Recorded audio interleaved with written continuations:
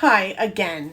So I'm not sure how that's your takeaway from watching that video, where my son was clearly distressed and told me that he was being abused in that home.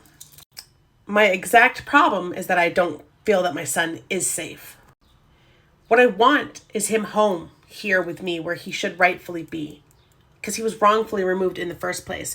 Let's touch on that. My son was removed from my care, not because I was ever found criminally negligent or abusive. In fact, my son was removed on a fear of future harm. The fact that there had been some domestic violence and my significant other at the time was knocking at my door, beating in my door, was abusing drugs. They thought there was a risk that my son might come to harm in my care. I was never charged, and I have never been criminally prosecuted for child endangerment, child abuse, child neglect, or any of the alleged charges that were put upon me for the reasoning taking my son. It all just poof, disappeared. It's like it never happened.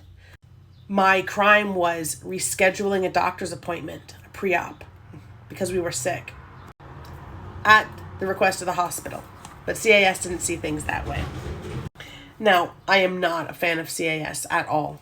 As you might figure, they took my kids wrongfully. But at this point in time, the society, the Native Child, they gave me my children back, and they wrote me a nice letter saying that I'm a great mom. And even the society here in Kitchener has written a beautiful letter documenting how this entire thing has been mismanaged, is in violation of Bill C-92, and constitutes cultural genocide. But go off. So again, as much as I hate the society and I want my son home with me where he should be, at this point, I'm really concerned for the conditions that he's living in. They say that he is shoving his stool, like feces, down the vents in the room that they lock him in. So he's clearly not being supervised. So much so that they apparently duct tape his diaper to his waist at night so that he doesn't get it off. So apparently, yeah, again, he's being left unsupervised for hours at a time. Otherwise, how is he getting it out of his diaper and eating it?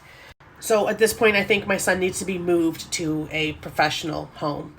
If it is indeed as bad as she has been saying, and that she has to force him to eat while he is screaming, that in itself is an admittance of abuse.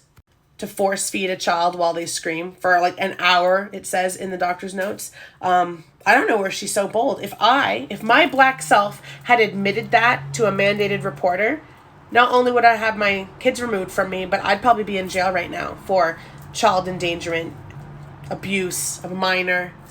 Like, it's ridiculous. And it's obvious to me that you've been sent here by her to attempt to discredit me on my platform. But I'll bite.